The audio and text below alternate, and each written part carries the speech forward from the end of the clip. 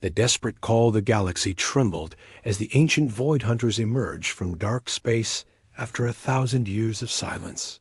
These creatures of living shadow consumed entire star systems, turning worlds into lifeless husks.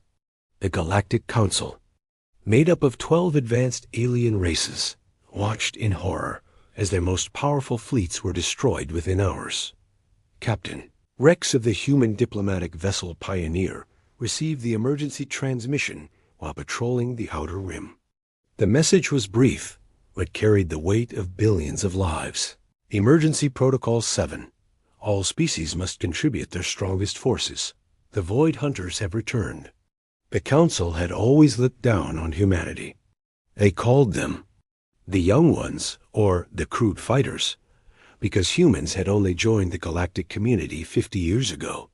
Most aliens believed human technology was primitive, and their tactics were too aggressive for civilized warfare. But desperate times called for desperate measures. Ambassador Kane stood in the council chambers on the central world of Unity Prime. The chamber was filled with panic. The insectoid hive queen clicked her mandibles nervously. The crystalline gem lords flickered with dim light. The peaceful plant people swayed with fear. "Honored Council," Kane said, his voice steady despite the chaos around him. "Humanity accepts the call to arms." The council leader, a tall blue-skinned alien named Vex, looked doubtful. "Human Kane, your species has only basic plasma weapons and metal ships. The Void Hunters destroyed our quantum fleets. What can you possibly offer?" Kane smiled grimly. "We offer what we do best. War." Within minutes of the transmission reaching Earth, every human military base erupted into action. The Supreme Admiral Tom gathered his fleet commanders in the war room. The holographic display showed the advancing Void Hunter swarm. Millions of dark shapes moving through space like a plague. "Gentlemen," Tom said, his weathered face hard as stone, "the galaxy is calling for help. We've been preparing for this day since we first looked up at the stars." Commander Jack of the Fifth Fleet asked, "What are our orders, sir?" "Simple," Tom replied. "We show them what happens when you threaten human space. Launch everything we have." The sight that followed would become legend across the galaxy. From Earth's orbit, massive dreadnoughts powered up their engines. From Mars, the Red Fleet launched with their heavy cruisers. From the asteroid mining stations, defense platforms activated their weapon systems. But the real surprise came from the outer colonies. Hidden military bases that the aliens never knew existed began transmitting activation codes. Humanity had been secretly building a war machine for decades, preparing for threats both known and unknown. The human fleet was unlike anything the galaxy had ever seen. While alien ships were elegant and efficient, human vessels were built for one purpose: to fight and survive. Their hulls were thick with armor. Their weapons were designed to punch through any defense. Their crews were trained for combat from Earth. As the first wave of human ships entered hyperspace, heading toward the Void Hunter threat, the galaxy held its breath. They had called for help, but they had no idea what they had just unleashed. The Void Hunters had faced many species over the millennia. They had consumed the proud warrior race of the Red Mountains. They had destroyed the ancient machine civilization of the core worlds. They had even defeated the legendary dragon people of the far galaxy, but they had never faced humanity. The human fleet moved through space like a storm of metal and fire. Every ship was crewed by warriors who had studied every military conflict in human history. They knew the tactics of Alexander, the strategies of Napoleon, the determination of those who fought in the great wars of Earth. Most importantly, they understood something that the peaceful aliens of the galaxy had forgotten. Sometimes, the only way to preserve peace is to be better at war than those who would destroy it. As the Pioneer jumped into hyperspace to rejoin the main fleet, Captain Rex looked at his crew. They were young, most of them born on colony worlds, but they carried In their blood, the legacy of every human who had ever fought to protect their home. Set course for the front lines, Rex ordered. It's time to show the galaxy what humanity is made of. The communication channels buzzed with alien voices expressing doubt and fear. But among the human frequencies, there was only cold determination, and the quiet confidence of a species that had never lost a war they were determined to win. The Void Hunters were about to learn why humanity had survived every challenge their home world had thrown at them. They were about to discover that sometimes the most dangerous thing in the galaxy isn't the oldest or the strongest. It's the one with nothing left to lose and everything to protect. Asterisk, the hyperspace lanes trembled as humanity's hidden arsenal revealed itself. What the Galactic Council had assumed was a small defensive force turned out to be the tip of an enormous iceberg. From every corner of human space, warships emerged from concealment. Admiral Sarah stood on the bridge of the flagship, Defiance, watching the tactical display with satisfaction. The ship was a monster of human engineering. 3 kilometers of armored death, bristling with weapons that could crack moons. Behind her, the first battle group formed up in perfect formation. "Ma'am," reported Lieutenant Cole from the communications. "Station, we're receiving confirmation from all sectors. The Ghost Fleet is fully operational." The Ghost Fleet was humanity's greatest secret.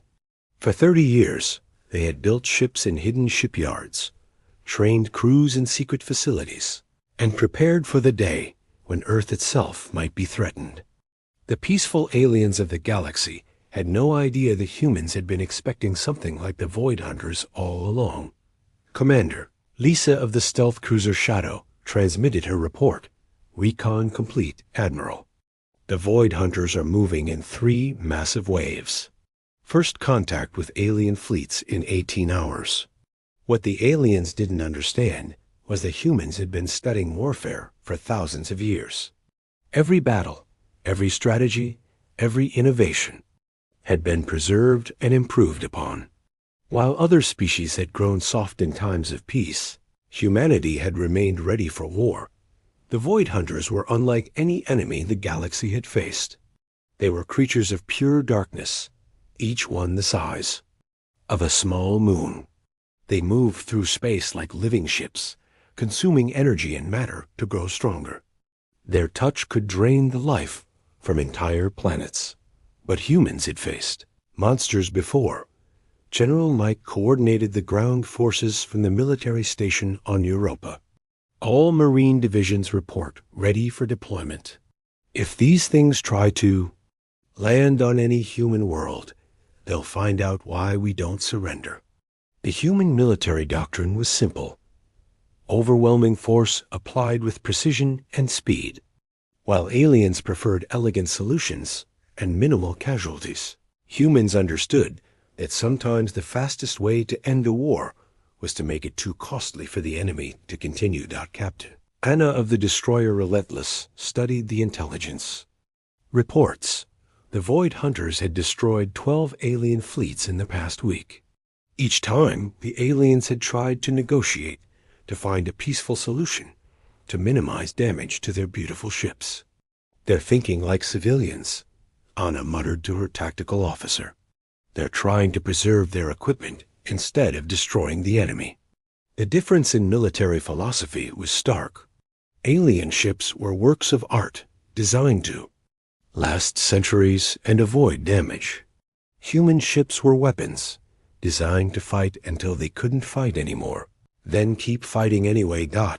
As the human fleet approached the battle zone, they began to spread out into attack formations that hadn't been seen in the galaxy for 1,000 years. The aliens watched in confusion as the crude human ships ignored proper formation protocols and began moving in patterns that seemed almost primitive. What they didn't realize was that these were the combat formations developed by the greatest military minds in human history, adapted for space warfare. The humans weren't just bringing superior firepower, they were bringing superior tactics. Admiral Bob commanded the second wave from his flagship Vengeance. His ships were the heavy assault units, designed to punch through enemy lines and keep pushing forward no matter what stood in their way. Each vessel carried enough firepower to level a small city. "Remember," Bob told his captains, "we're not here to look pretty. We're here to win. If your ship can still move and shoot, you're still in the fight." The Void Hunters had never faced an enemy that embraced destruction as a tool of war. They had consumed species that valued their lives, their culture, their beautiful creations. But humans had learned long ago that sometimes you had to destroy everything to save what mattered most. As the human armada took final positions, the galaxy held its breath. The elegant alien fleets had been swept aside like toys. The ancient defenses had crumbled like paper. The most advanced weapons in galactic history had barely scratched the Void Hunters' hide. But now came humanity's turn. The human fleet didn't announce their arrival with elegant greetings or diplomatic overtures. They simply opened fire. The first salvo from the human dreadnoughts lit up the darkness of space like a new star being born. Weapons that had been designed to fight other humans, beings who could think and adapt and fight back, were now unleashed against alien monsters. The Void Hunters, for the first time in 1,000 years, found themselves facing an enemy that didn't fear them. Asterisk. The first Void Hunter died in a blaze of nuclear fire that could be seen from 3 star systems away. Admiral Sarah watched the tactical display as her fleet's opening salvo connected with the massive creature. The thing was the size of a small asteroid, a writhing mass of darkness that seemed to absorb light itself. "Direct hit," reported Weapons Officer Dan. "Target is still moving, ma'am." The Void Hunter turned toward the human fleet, and for the first time, humanity saw their enemy clearly. It wasn't a ship or a machine. It was alive. Tendrils of pure darkness reached out across space, searching for the source of the attack. Where the nuclear blast had struck, the creature's hide was marked but healing. "All ships, this is Admiral Sarah," she broadcast to the fleet. "These things are tough, but they can be hurt. Switch to sustained fire patterns and keep hitting the same spots." What followed was unlike any battle in galactic history. The human fleet didn't retreat when they saw the enemy's size. They didn't try to negotiate when they realized the creatures were sentient. They simply adjusted their tactics and kept fighting. Captain Reed of the cruiser Determination led his squadron in a flanking maneuver that would have been impossible for the more civilized alien fleets. His ships moved in perfect coordination, hammering the Void Hunter's flank with concentrated plasma fire. "It's working," Reed reported. "The creature's regeneration can't keep up with focused damage." The Void Hunter responded with a weapon of its own, a beam of pure darkness that drained the energy from everything it touched. 2 human destroyers were caught in the blast, their lights flickering as their power systems failed. But the crews didn't panic. They had trained for this. "Emergency protocols activated," reported Captain Jang from the damaged destroyer, Unyielding. "Switching to backup power and manual systems. We're still in the fight." This was the difference between human and alien military thinking. The aliens had built ships that relied on complex systems and advanced technology. When those systems failed, the ships were helpless. But humans had built redundancy into everything, because they knew that in war, everything that could go wrong eventually would. The battle raged for 6 hours. The human fleet lost 8 ships, but they had learned something important. The Void Hunters could be killed. More importantly, they had learned how to kill them. Commander Mark of the research vessel Discovery transmitted his findings to the fleet. "The creatures have a central nervous system located in their core. If we can penetrate their outer shell and hit that spot, they die instantly." This information changed everything. The human fleet began coordinating their attacks. Using their superior numbers and tactical flexibility, to overwhelm individual void hunters. What had seemed like an impossible enemy became a solvable problem. Admiral Sarah watched as her fleet adapted to the new threat. The aliens had fled in panic when they first encountered the void hunters, but humans did what they always did when faced with a new enemy. They studied it, learned its weaknesses, and figured out how to kill it. The second void hunter fell to a coordinated assault by 3 heavy cruisers. The third was destroyed by a suicide run from a damaged destroyer whose crew refused to retreat. By the end of the day, the human fleet had eliminated an entire void hunter pack, but the victory came at a cost. The fleet had lost 20 ships and over 3,000 crew members. For the aliens, such casualties would have been catastrophic. For humanity, it was Tuesday. All ships. "This is Admiral Sarah," she broadcast. "We've proven these things can be killed. Now we're going to prove they can be exterminated." The news of humanity's first victory spread through the galaxy like wildfire. The Galactic Council watched in amazement as the primitive humans accomplished what their most advanced fleets had failed to do. They had stopped the void hunters' advance, but the humans weren't finished. They had tasted victory, and now they wanted more. The surviving void hunters began to retreat, but the human fleet pursued them. This was another difference between human and alien military doctrine. The aliens would have been content to drive the enemy away. Humans wanted to make sure they never came back. As the human fleet regrouped and prepared for the next phase of the battle, the galaxy began to realize what they had unleashed. They had called for help, expecting another victim to throw against the void hunters. Instead, they had awakened something that the universe hadn't seen in millennia, a species that was actually better at war than the monsters they faced. The void hunters had ruled the darkness between stars for 1,000 years. But now they faced an enemy that had spent that same 1,000 years learning how to fight. The human fleet had grown. What started as a desperate response to the galaxy's call for help had become a crusade. Ships arrived daily from human space, each one carrying crews eager to join the fight. The aliens watched in amazement as humanity's true military might revealed itself. General Paul commanded the new Fifth Fleet from his flagship Retribution. His ships were different from the first wave. These were the newest human designs, built specifically to fight the void hunters.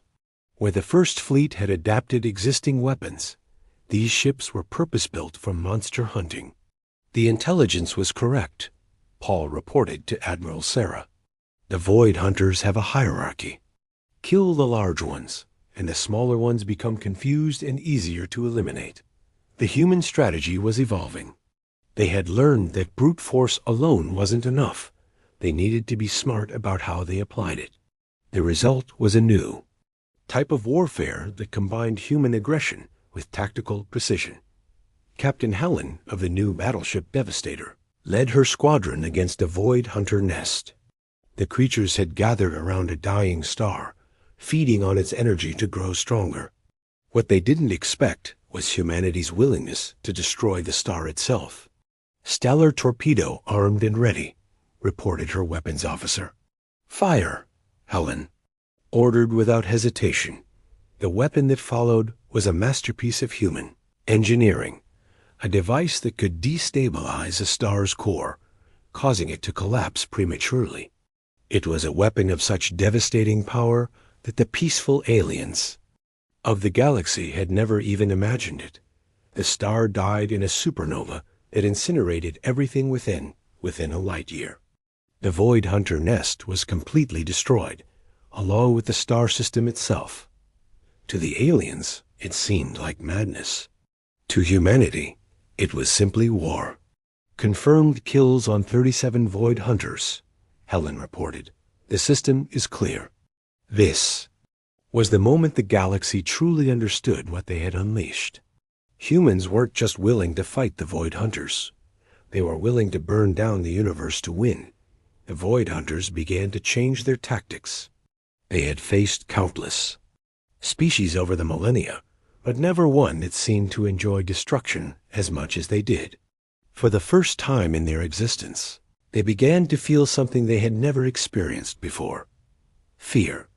Commander Eric of the Stealth Division reported from deep behind enemy lines. The Void Hunters are retreating from their forward positions. They're consolidating around their primary breeding grounds.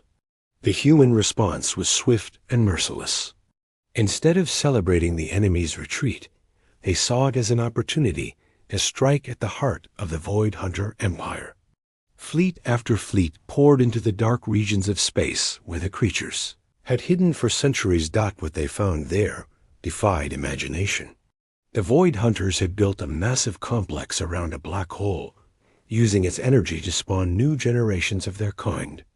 The structure was vast beyond comprehension, home to millions of the creatures. "It's beautiful," admitted Captain Lisa as her fleet approached the enemy stronghold. "Too bad we have to destroy it." The Battle of the Black Hole lasted for 3 days. The human fleet faced odds that would have terrified any rational species. They were outnumbered 1,000 to 1, fighting in an environment that could kill them instantly if they made a mistake. They attacked anyway. Admiral Sarah coordinated the assault from her flagship, now heavily damaged but still fighting. Around her, the human fleet fought with a desperation born of knowing that this was their chance to end the threat forever. "All ships, concentrate fire on the breeding chambers," she ordered. "We're not leaving until every last one of these things is dead." The human fleet had adapted again. They had learned to fight in the gravity well of a black hole, using its pull to slingshot their ships into impossible attack runs. They had developed new weapons that could function in the twisted space around the singularity. Most importantly, they had learned to coordinate their attacks on a scale that the galaxy had never seen before. Thousands of human ships moved as one, their crews working together with a precision that came from sharing a common purpose. The Void Hunters fought back with everything they had. Ancient weapons that had destroyed entire civilizations were unleashed against the human fleet. Creatures that had slept for millennia woke up to join the battle. But humanity kept fighting. By the end of the 3rd day, the Void Hunter stronghold was burning. The creatures' screams echoed across subspace as their empire crumbled around them. The black hole itself seemed to pulse with the energy of the dying monsters. The galaxy watched in stunned silence as humanity accomplished what had seemed impossible. They had driven the Void Hunters to the edge of extinction. Asterisk. The last Void Hunter died screaming into the void, its massive form dissolving into scattered particles that would drift through space for eternity. Admiral Sarah stood on the bridge of her battered flagship, watching the tactical display as the final enemy signatures vanished from the sensors. "All ships, this is Admiral Sarah," she broadcast to the victorious fleet. "The Void Hunters are extinct. The galaxy is safe." The silence that followed was profound. For the first time in 1,000 years, the dark regions of space were truly empty. The ancient terror that had haunted the galaxy's nightmares was gone, destroyed by a species that the civilized worlds had barely considered worthy of notice. But victory had come at a price. The human fleet had lost nearly half its ships and over 1 million crew members. Entire squadrons had been wiped out in the final assault. The cost would have broken any other species, but humanity had learned long ago that some things were worth any sacrifice. The Galactic Council gathered in emergency session on Unity Prime, the same chamber where they had reluctantly accepted humanity's offer of help now buzzed with fear and uncertainty. The humans had done what they asked. They had eliminated the Void Hunter threat. But in doing so, they had revealed something that terrified the peaceful aliens even more than the monsters they had faced. They destroyed 3 star systems, whispered the Hive Queen, her insectoid form trembling. They killed a sun just to eliminate a nest of enemies. The crystalline gem lords flickered with nervous energy. Their weapons could crack our home worlds like eggs. What have we done?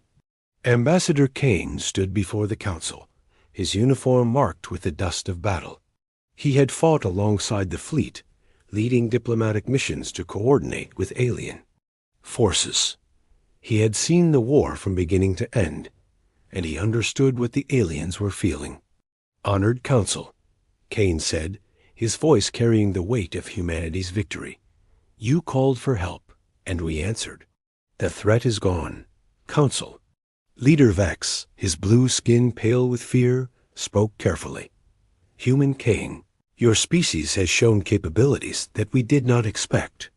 Your weapons, your tactics, your willingness to sacrifice entire systems for victory. It concerns us." Kane nodded slowly.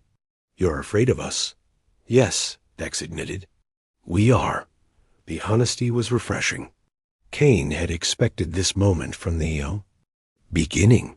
Humanity had hidden their true military power for decades, knowing that revelation would change everything. The galaxy had been built on the assumption that all species were fundamentally peaceful. That war was an aberration to be avoided at all costs. Humanity had just proven that assumption wrong. "What do you want from us?" Kane asked the plant people. Swayed nervously as their spokesperson spoke. "We want assurance that humanity will not use these weapons against us. We want guarantees that you will not expand your territory. We want limits on your military production." Kane was quiet for a long moment. Around him, the representatives of 12 species waited for his answer.